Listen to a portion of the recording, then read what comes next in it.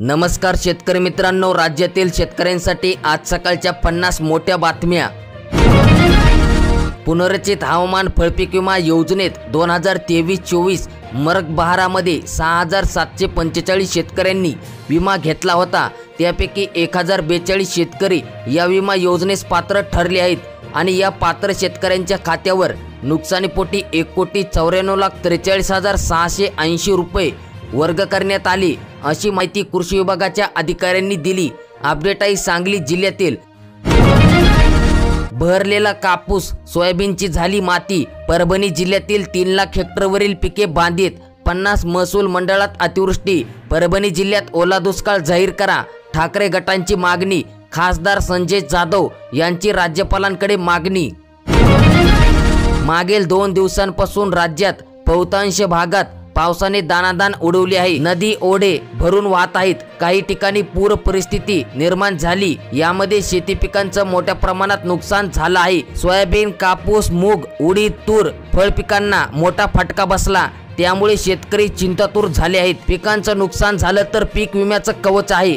राज्यातील बहुतांश शेतकऱ्यांनी पीक विमा नोंदविला देखील आहे। राज्याचे कृषी मंत्री धनंजय मुंडे यांनी काल नुकसानग्रस्त भागात पावसाचा जोर कमी झाल्यानंतर नुकसानीचे पंचनामे करण्याचे आदेश महसूल आणि कृषी विभागाला दिले आहेत। राज्याचे कृषी मंत्री धनंजय मुंडे यांनी काल नुकसानग्रस्त भागात पावसाचा जोर कमी होताच नुकसानीचे महसूल आणि कृषी विभागाला पंचनामे करावेत अशा सूचना दिल्या आहेत।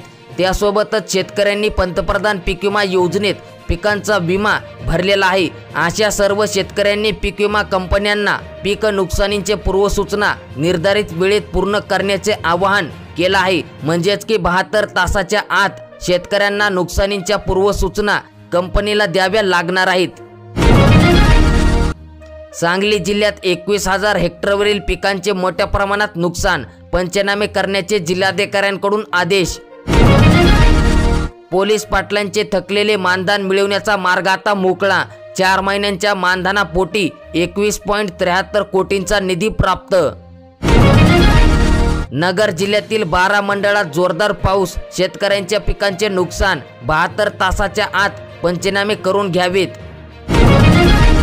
5,000 रुपये अनुदान पाहिजे असेल तर तुमच्यासाठी अत्यंत महत्त्वाची अपडेट। 2023च्या खरीप हंगामात दर पडल्याने झालेल्या नुकसानीच्या भरपाईसाठी कापूस आणि सोयाबीनसाठी देण्यात येणाऱ्या 5,000 रुपये अर्थसहाय्य वाटपांची कार्यपद्धती निश्चित करण्यात आली आणि राज्यातील 95 लाखाहून अधिक शेतकरी या अनुदानासाठी पात्र ठरले असून 4,194 कोटी रुपयांची तरतूद करण्यात आली आहे।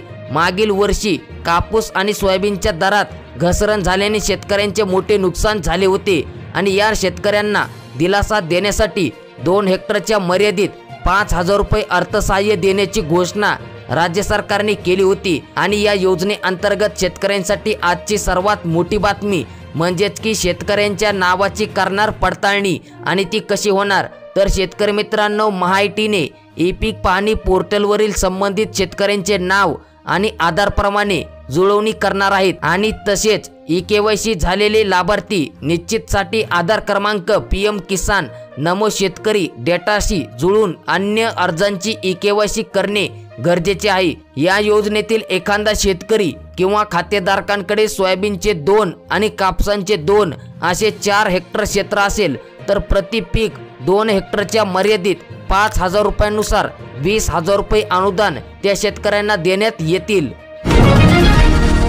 राज्यातील सर्व महिलांसाठी मोठी बातमी आणि मोठी खुशखबर। मुख्यमंत्री माझी लाडकी बहीण योजनेअंतर्गत महत्त्वाचा GR म्हणजेच की राज्य सरकारने मुख्यमंत्री माझी लाडकी बहीण योजना अंमलात आणली आणि या योजनेसाठी कोट्यवधी महिला पात्र ठरले आहेत आणि जुलै आणि ऑगस्ट महिन्याचे एकूण 3,000 रुपये महिलांच्या खात्यात जमा करण्यात आले। आता मुख्यमंत्री माझी लाडकी बहीण योजनेअंतर्गत राज्यातील सर्व पात्र महिलांना आणि लाभार्थ्यांना सप्टेंबर 2024 मध्ये या योजनेअंतर्गत नोंदणी सुरू ठेवण्यास मान्यता देण्यात आली आणि या योजनेचे 3,000 रुपये मिळाल्याच्या नंतर 1,500 रुपये येत्या 15 सप्टेंबरपर्यंत सर्व महिलांच्या खात्यात जमा होतील अशी माहिती आपल्याकडे आली आहे। परंतु याबद्दल अधिकृत घोषणा केलेली नाही, म्हणजेच की तिसरा हप्ता महिलांच्या खात्यात कधी जमा होईल याबद्दलची अधिकृत घोषणा करण्यात आली नाही। याबद्दलची अपडेट आली तर सर्वात पहिले आपल्या चॅनलवर तुम्हाला अपडेट दिली जाईल। शेतकऱ्यांसाठी 7 नव्या योजना जाहीर करण्यात आल्या। केंद्र सरकारने शेतकऱ्यांचे उत्पन्न वाढविण्यासाठी 14,000 कोटींची तरतूद म्हणजेच की योजना जाहीर केल्या आहेत आणि त्या 7 योजनांची सविस्तर माहिती पुढील व्हिडिओमध्ये आपण पाहणार आहोत। तो व्हिडिओ पाहण्यासाठी आताच आपल्या चॅनलला तुम्ही नक्कीच सबस्क्राइब करा। मागील 4 दिवसांपासून मराठवाड्यात जोरदार पाऊस सुरू आहे। अनेक जिल्ह्यात वादळी वाऱ्यासह अतिवृष्टी झाल्याने 11,67,270 हेक्टरवरील उभ्या पिकांचे नुकसान झाले। सर्वाधिक 90% नुकसान हे कोरडवाहू जमिनीवरील पिकांचे झाले आहे। यामध्ये कोणकोणत्या जिल्ह्यात सर्वाधिक नुकसान झालं तर यामध्ये छत्रपती संभाजीनगर, जालना, परभणी, हिंगोली, नांदेड, बीड आणि लातूर, धाराशिव या जिल्ह्यांमध्ये सर्वाधिक शेतकऱ्यांचे नुकसान झाले। सप्टेंबर महिना सुरू होताच राज्यात पाऊस सक्रिय झाला असून सध्या अनेक जिल्ह्यांमध्ये विजांच्या कडकडासह मुसळधार पाऊस कोसळत आहे। पावसामुळे नदी नाले तुडुंब भरून वाहत आहेत। पाणी पुरवठा करणाऱ्या धरणांमध्ये मोठा जलसाठा जमा झाला आहे। या दरम्यान पुढील 2 दिवस राज्यात पावसाची अशीच स्थिती राहणार असल्याचा अंदाज भारतीय हवामान खात्याने व्यक्त केला। आता कोणकोणत्या जिल्ह्यांमध्ये पावसाची शक्यता वर्तवण्यात आली तर मराठवाड्यातील छत्रपती संभाजीनगर, जालना, बीड, परभणी, धाराशिव आणि लातूर जिल्ह्यात तुफान पावसाची शक्यता वर्तवण्यात आली। तर विदर्भातील बुलढाणा, अमरावती, अकोला, नागपूर, चंद्रपूर, गडचिरोली तसेच वाशिम जिल्ह्यात जोरदार पावसाचा अंदाज वर्तवण्यात आला। तर उत्तर महाराष्ट्रातील जळगाव, धुळे आणि नंदुरबार जिल्ह्यात पावसाची शक्यता वर्तवण्यात आली आहे। राज्य सरकारच्या महत्त्वाकांक्षी मुख्यमंत्री माझी लाडकी बहीण योजनांच्या नोंदणीसाठी मुदतवाढ देण्यात आली।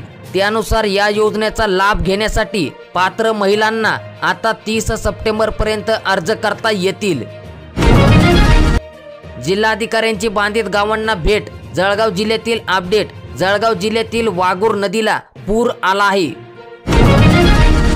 शेतकऱ्यांना पीक कर्जाचा पुरवठा करणाऱ्या प्राथमिक विकास सेवा संस्थांच्या समक्षीकरणासाठी शेतकरी भाग मर्यादा 50,000 रुपयांपर्यंत टप्प्याटप्प्याने वाढ करा असे आदेश उपमुख्यमंत्री अजित पवार यांनी दिले आहे। नुकसानींचे पंचनामे तातडीने करा। जिल्हाधिकारी भुवनेश्वरी यस यांचे आदेश। अपडेट आहे वाशिम जिल्ह्यातील। तुमच्या जिल्ह्यातील अपडेट पाहण्यासाठी तुम्ही तुमचा जिल्हा आम्हाला खाली नक्कीच कमेंट करा।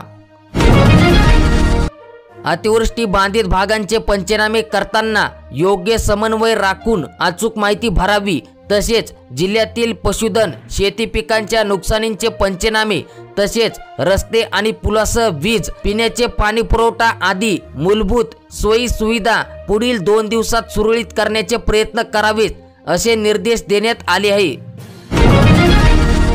सरकारने संयुक्त पंचनामे करून कापसाला हेक्टरी 50,000 आणि सोयाबीन पिकाला हेक्टरी 25,000 रुपये मदत द्यावी। आता महायुती सरकारने वेळेचे गांभीर्य बघून इव्हेंट थांबवावेत आणि शेतकऱ्यांना मदत करावी। आता शेतकरी संकटात सापडला असून शेतकऱ्यांना जगविण्यासाठी वाचविण्यासाठी सरकारने मदत करायला हवी असे वडेट्टीवार यांनी म्हटलं आहे।